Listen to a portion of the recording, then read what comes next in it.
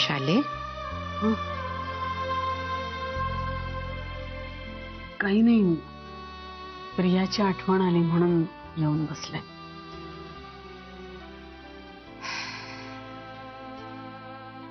वाईट वाटतंय ना ग. सापडेल प्रिया. आपला सत्य गेलाय ना शोधाया. शोधून काढेलही कदाचित. मला तुम्हाला एक गोष्ट सांगायची. मग सांग की. मगाशी तुम्ही सरनाईक साहेबांना जे काही बोललात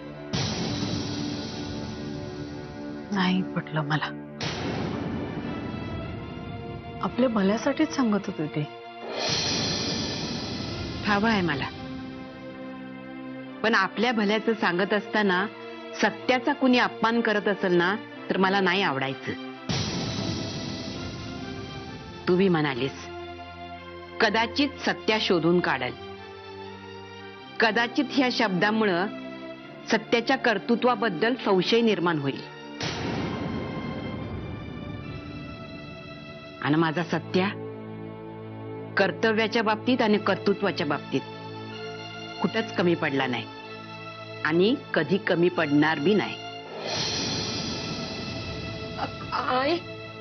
आजी, काय झालं ग? अशी धावत पळत का आली आहेस? आजी ते आता मंजिरी वहिनी, म्हणजे त्यांचा फोन आला होता. त्या म्हणजे नीट काही कळलं नाही मला, पण खूप घाबरल्या होत्या त्या. माझ्याकडे फक्त एवढाच निरोप दिला की त्या दादांना घेऊन हॉस्पिटलमध्ये जात आहेत.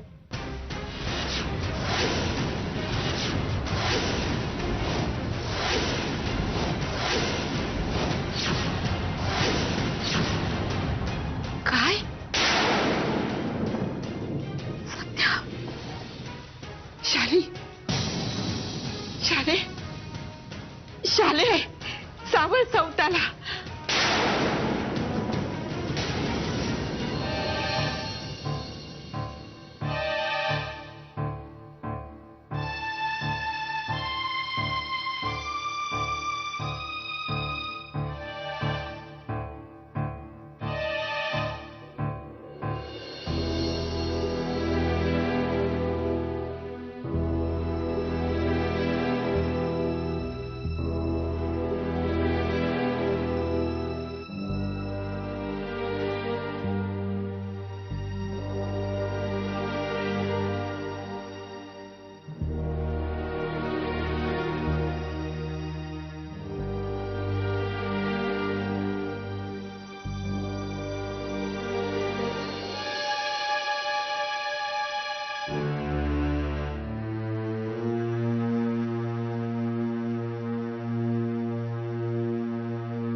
डॉक्टर,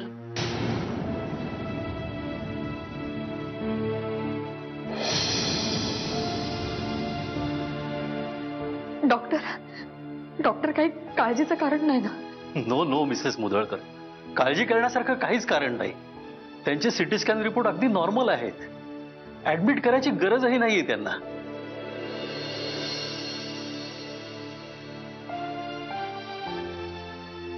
आम्ही ड्रेसिंग केलंय त्यांना. तुम्ही त्यांना घरीही घेऊन जाऊ शकता.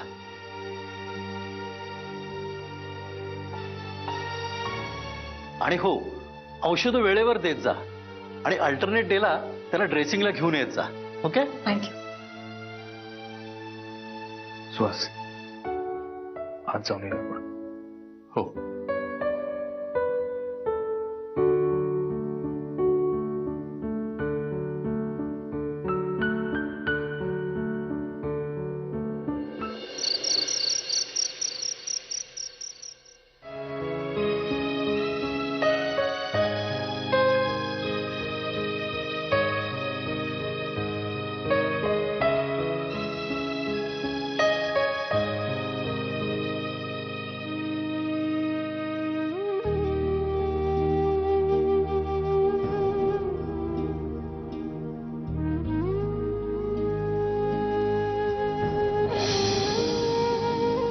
कशापायी देवापुढे टिप्प गाळतीस?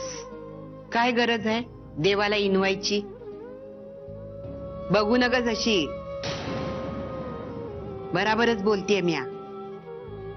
ज्या नालायक मुलाबरोबर सतत भांडत असतीस त्याच्यासाठी प्रार्थना करायची काय गरज आहे? तुमच्या प्रश्नातच माझं उत्तर आहे सासूबाई. माझा मुलगा आहे तो, माझी माया आहे त्याच्यावर. मी जन्म दिलाय त्याला. माया आहे ना व? मग ती सांगाय ना ग. सांगितल्याशिवाय दिसणार कशी? मला लोकांसारखा देखावा नाही करता येत. कधी कधी कळण्यासाठी दिसावं बी लागतंय. आता तू आल्यानंतर त्याच्याबरोबर तलवार उपसून भांडू नगस. काय? त्याची चूक झाली की मी बोलणारच. मी काय उठता बसता भांडत नाही त्याच्याशी. त्याच्या वागणुकीत जर मला चूक दिसली तर ती मी त्याला फक्त दाखवून देते, एवढंच. आई आहे मी त्याची, कैदाशीर नाही. शाले, आता मी काय बोलू तुझ्या पुढं? एवढंच सांगते, तो घरला आल्यानंतर त्याच्याबरोबर नीट वाग. बोल लावू नकस त्याला.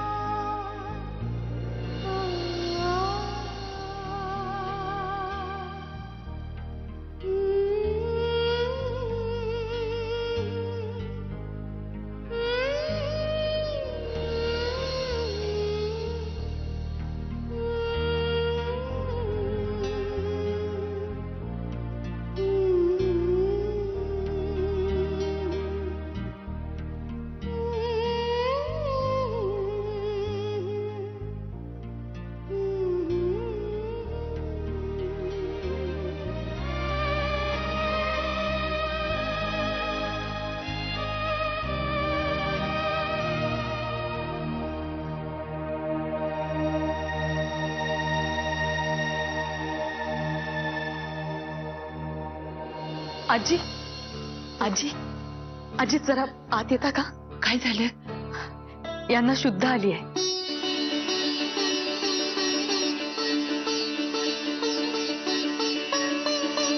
काय? स्वामी, नेत्रा जरा आईंना सांगतेस प्लीज. हो हो सांगते, आलेच. अगं पण तू इथं कशापायी आलीस? त्याच्याजवळ थांबायचं नाही का? नाही, मी थांबलेच होते, पण म्हटलं मला बघून त्यांचा मूड नको जायला, म्हणून मग तुम्हाला बोलवायला आले. शानीच आहेस. चल चल ये आत. अगं चल चल आत चल. चल ये, चल ये लवकर. चल. नाही, मी थांबते इथेच. अगं पण तुम्ही बसा ना त्यांच्याजवळ. तुमचं काय कळतच नाही दोघांचं. आजी, सत्या कसा आहेस बाबा? हा? अगं बरं आहे मी आजी, काय बी नाही झालं मला. हे बघ, डोसक्यात अशी राग घालून घेऊ नकस रे बाबा. पुण्यांदा असं काय झालं म्हणजे?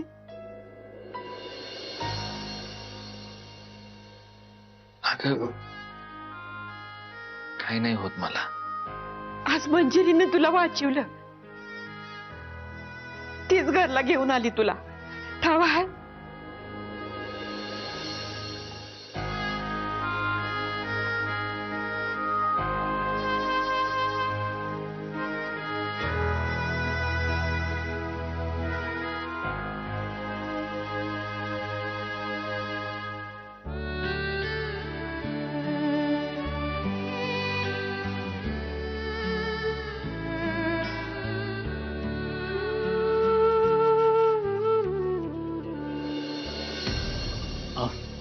नमस्कार जोगदंडे साहेब. नमस्कार. मी सुहास देसाई. मी तुम्हाला फोन केला होता. बस थँक्स.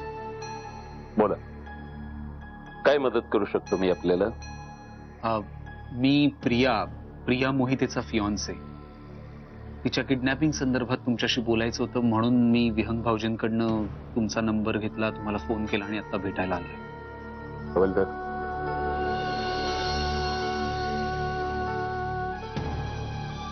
बघा मिस्टर देसाई, मी मिस्टर मुधोळकरांना याआधीच पोलीस खात्याची भूमिका स्पष्ट केली. बघा, आमचा नाईलाज आहे. दादांनी टॉर्चर केल्यामुळे त्या तसं बोलत होत्या हे आम्हाला कळत होतं, आम्हाला प्रत्यक्ष दिसत होतं, पण कायद्याने आमचे हात बांधले गेलेले होते. पण आपल्याकडे दुसरा कुठलाच उपाय नाही का की जेणेकरून आपण प्रियाला दादाच्या कचाट्यातून सोडवू शकू? तसं म्हटलं तर एक उपाय आहे. कुठला? काही दिवसापूर्वी मिस्टर मुधोळकर त्या कामाला लागले होते, पण ऐनवेळी दादाच्या बायकोनी माघार घेतली, त्यामुळे सगळंच फिसकटलं. दादाची बायको दादानी केलेल्या एका मर्डर केसमध्ये आय विटनेस आहे. जर त्यांनी कोर्टासमोर तशी साक्ष दिली त्याच्या विरुद्ध, तर दादाला अटक करता येईल, ती केस रिओपन करता येईल.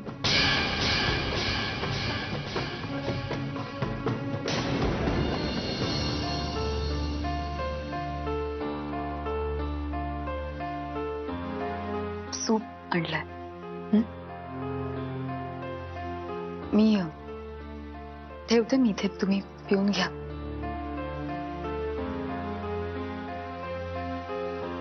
आणि आणखी एक, तुम्ही झोपा इथेच, मी आईंच्या खोलीत झोपेन आजपासून.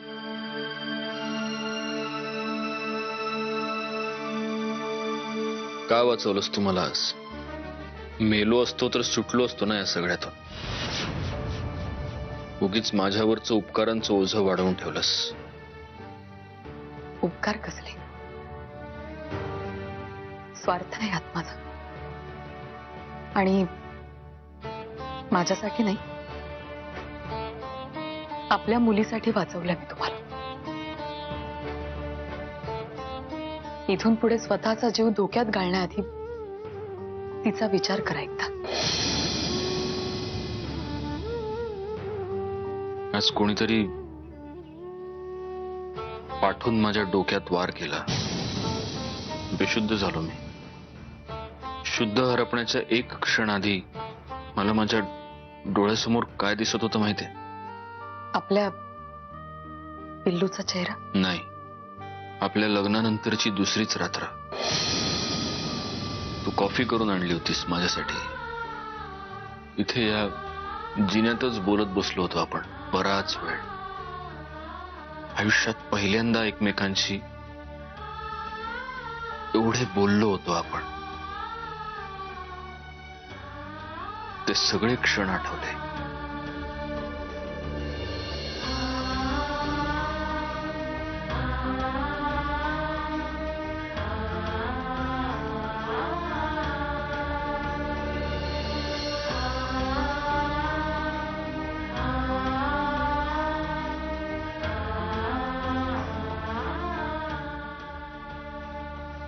मला माहितीये त्या क्षणांना आता काहीच अर्थ नाहीये. हे मी फक्त तुझ्या माहितीसाठी सांगितलं.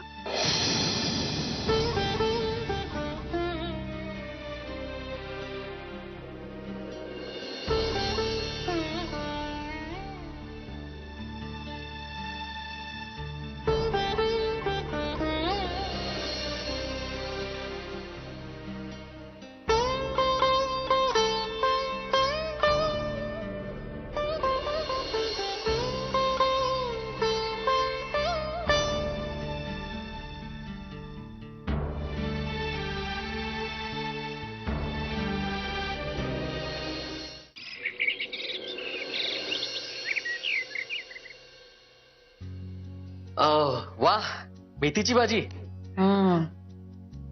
काय रे, ते खायला हवंय का? करू पटकन. नाही, खायला काही नकोय. आई, मला तुझ्याशी काही बोलायचं. बोल ना. आई, दादा काल घरी परत आला, तो सुखरूप आला आणि तू त्याला भेटायला देखील गेली नाहीस.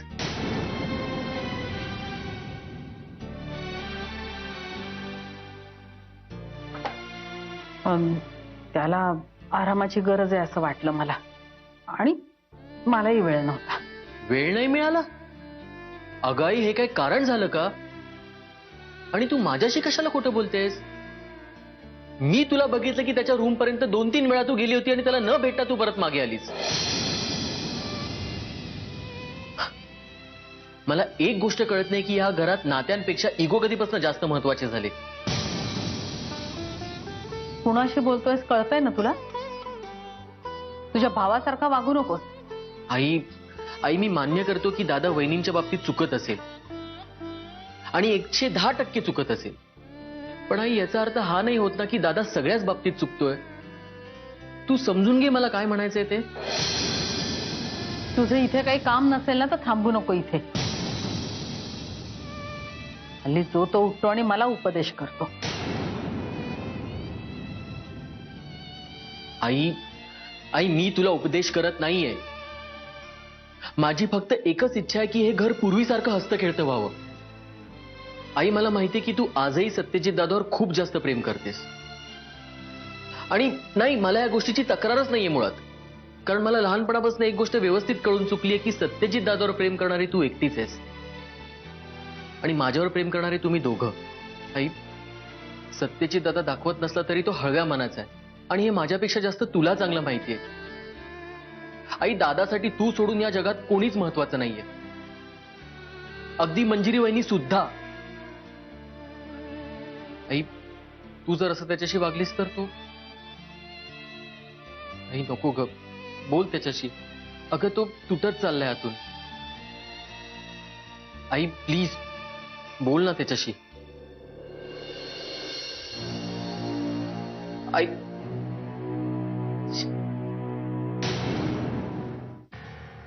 मग आता पुढं काय? मुधोळकरांनी काहीतरी ठरवलं असेलच ना, काय करायचं ते. सगळ्यात आधी सत्यजितनी स्वतःच्या तब्येतीची काळजी घ्यायला हवी. या सगळ्यातनं तो पूर्णपणे बरा झाल्यानंतरच प्रिया जिथे कुठे असेल तिथून तिला शोधून आणणं गरजेचं आहे. सध्या तरी या 2 गोष्टी खूप महत्वाच्या आहेत बाबा. हे तुम्ही बोलता विहंगराव? मला तुमची मोठी कमाल वाटते. त्या प्रियावरती मधुराच्या खुनाचा आरोप होता, पण आता मधुराचे खुनी सापडले आहेत, ते आज जेलमध्ये सुद्धा आहेत. पण एवढं असून सुद्धा एका पॉइंटला आम्ही सगळे कन्व्हिन्स झालो की प्रिया निर्दोष आहे. तिचा खुनाशी काहीही संबंध नाही. त्या ठिकाणी तिचं असणं हा निव्वळ योगायोग होता. पण तरी सुद्धा तुम्ही एकटेच शेवटपर्यंत कन्व्हिन्स नव्हता, आणि तरी सुद्धा तुम्ही त्या मुलीसाठी एवढं करताय. नाही बाबा, मी तिच्यासाठी काही करत नाहीये. हे सगळं मी फक्त सत्यजितसाठी करतोय, माझ्या मित्रासाठी. आणि हे मी का करतोय तुम्हाला माहितीये का? कारण मधुरा गेल्यानंतर मी खूप प्रयत्न केला सत्यजितची असलेली मैत्री आयुष्यातनं काढून टाकण्याचा, त्याला दोष देण्याचा, त्याच्याशी वाईट वागण्याचा, पण नाही जमलं. खूप जीवाभावाचा मित्र आहे तो माझा,